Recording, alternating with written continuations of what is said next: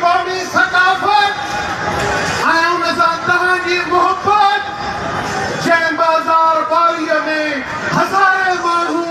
फ़ौज जे ज़रिए पाणी बम हणी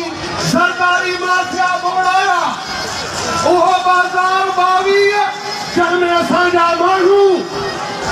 खैरपुर नाथन शाह जा माण्हू ज़िंदा नूरियाबाद में जलाया विया